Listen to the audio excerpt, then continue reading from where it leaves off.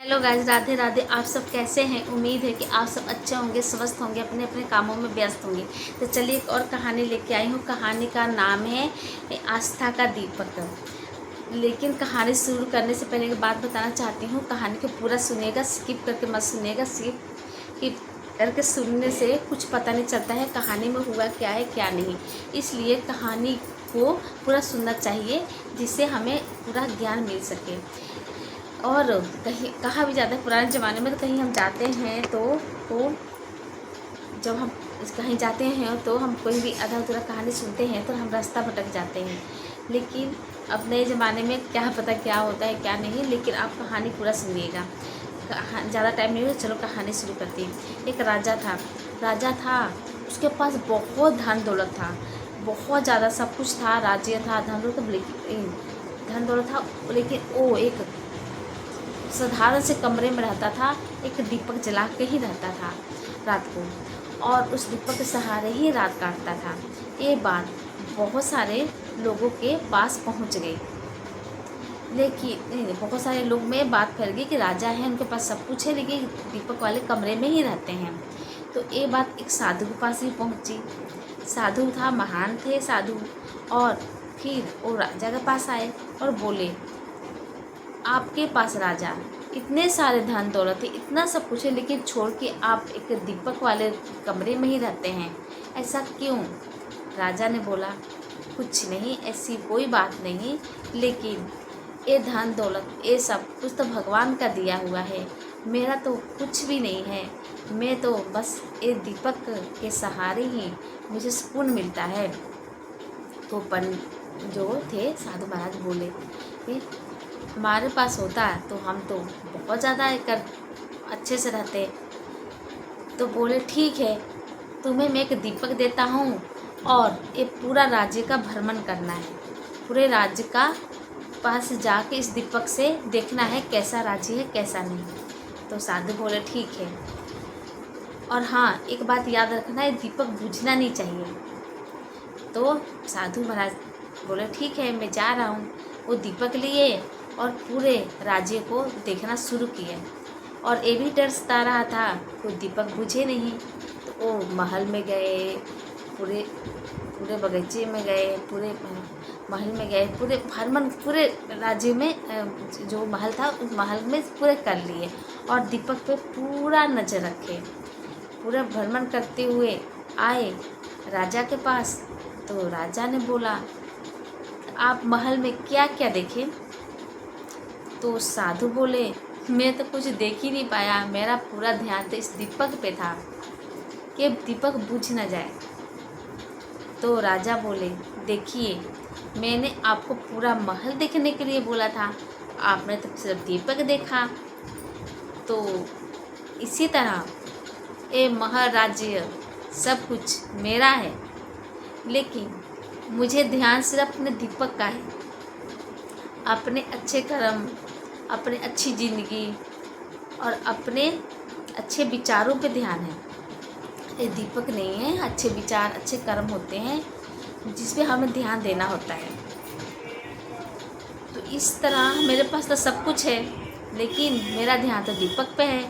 जैसे आपको मैंने बोला था कि आप पूरे राज्य का भ्रमण करके आइए, लेकिन आपका ध्यान तो बस दीपक पे ही रहा। तो आप बताइए, ये दीपक आस्था का दीपक है कि कैसा दीपक है? तो साधु महाराज, हाँ महाराज, आप सही कह रहे हैं। जब हमारे पास सब कुछ हो जाता है तो फिर भी हमें ऐसे ज़िंदगी को चुनना चाहिए जिससे हमें अपनी ज़िंदगी को एक मोक्ष प्राप्त मिल सके। कभी भी इस बात का घमंड नहीं करना चाहिए कि हमारे पास बहुत कुछ है। मैं तो सोच रहा था महल के सुख सुविधाएं देखूंगा तो मैं भी राजा बनना चाहूँगा, लेकिन मैं तो साधु बनकर भी आज मुझे समझ आया, आज असली साधु बना हो और मुझे समझ आया ज़िंदगी का दीपक तो सच्चे सुकून में है। ज़िंदगी तो सच्चे सुकून में ही काटना चाहिए, नहीं कि राजमहल ऐशो आराम में ज़िंदगी है। ज़िंदगी काटने के लिए सच्चा सुकून ही चाहिए और ये दीपक ही सच्चा सुकून है।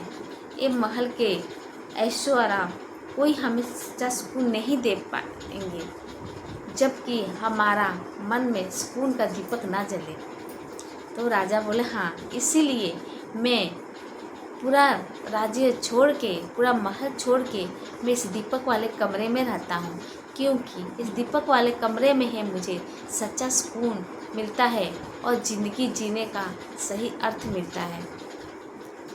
जब मैं अपने महल में ऐशोआराम में रहता हूँ तो मेरा मन भटकता रहता है, बेचैन रहता है कि ये सब तो भगवान का दिया हुआ सब है कि मैं अपने राज्य में बांट सकूँ, उनका जो मुसीबत है उनको पूरा कर सकूँ, जो भी किसी को खाने पीने की किसी चीज़ की ज़रूरत है उसको पूरा कर सकूँ। और मेरी ज़रूरत तो सिर्फ ये दीपक वाला कमरा है जो मुझे पूरा सुकून देता है और सुकून से बढ़कर कुछ भी नहीं है। और मेरे अच्छे कर्म, मेरे अच्छे बोल वचन, यही सबसे बड़ा मेरा जीवन है और मेरी कमाई है। तो राजा साधु में यही बातें हुई और साधु बोला हाँ महाराज, आज के बाद मैं भी कभी भी ऐसी इच्छा नहीं करूँगा कि मुझे बहुत सारा धन दौलत मिले, ऐसा मिले।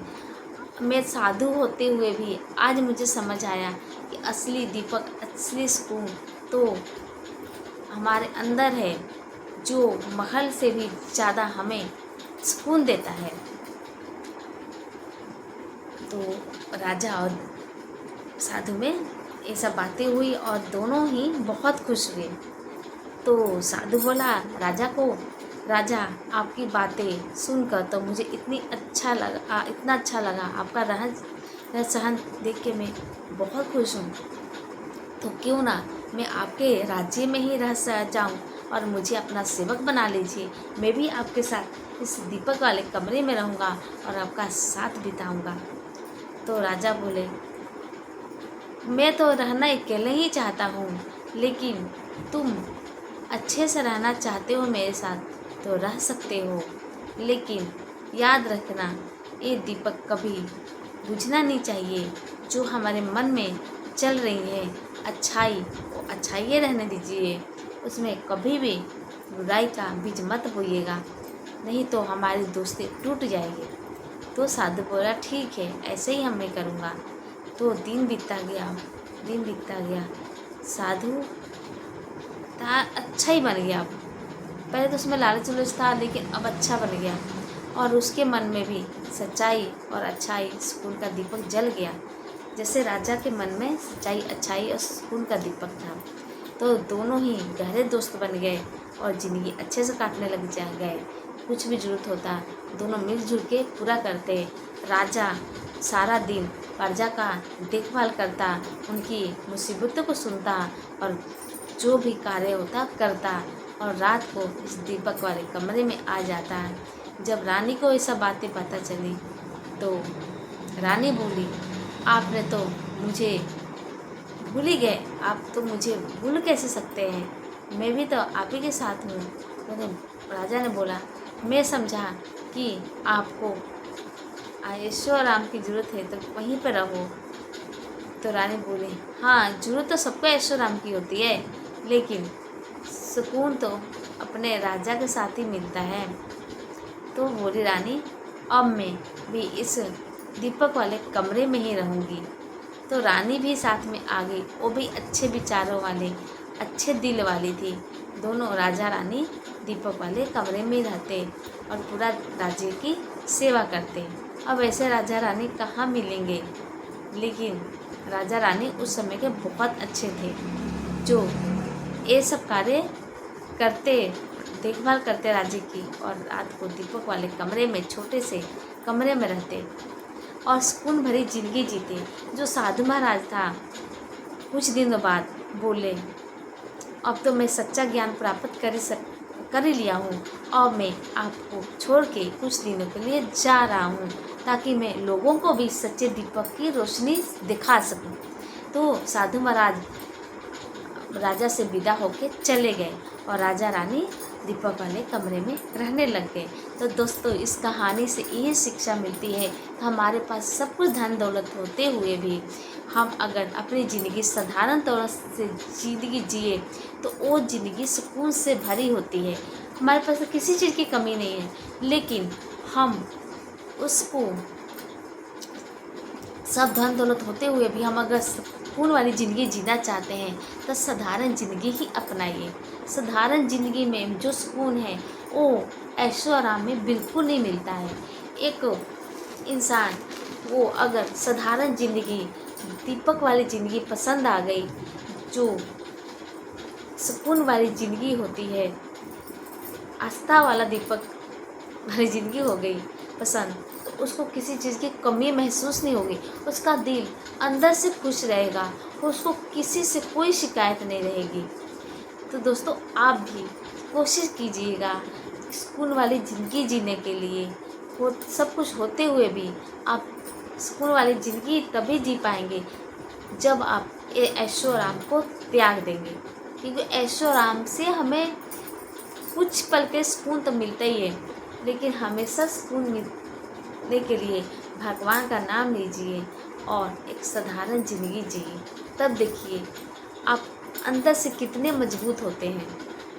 तो चलिए आपको कहानी कैसी लगी, अच्छी लगी होगी तो वीडियो को लाइक कमेंट शेयर ज़रूर कीजिएगा और चैनल को सब्सक्राइब कीजिएगा। और अच्छी अच्छी कहानी लेके आऊँगी। हाँ, नोटिफिकेशन को ऑन करके रखिएगा ताकि मेरी कहानी सबसे पहले आपके पास पहुंच जाए। कहानी भी आपको बता दूं, कहानी भी किसी न किसी रूप में एक घटित होती हैं, जो हमें कुछ न कुछ ज्ञान देके ही आती है। और कहानी से हमें बहुत कुछ ज्ञान प्राप्त होता है कि हमें पता चले उसकी ज़िंदगी में ये हुआ है, वो हुआ है, क्या पता हमारे ज़िंदगी में ऐसा हो जाए। तो आपको कहानी अच्छी लगी हो वीडियो को लाइक कमेंट शेयर जरूर कीजिए, चैनल को सब्सक्राइब कीजिए। राधे राधे, जय श्री कृष्ण।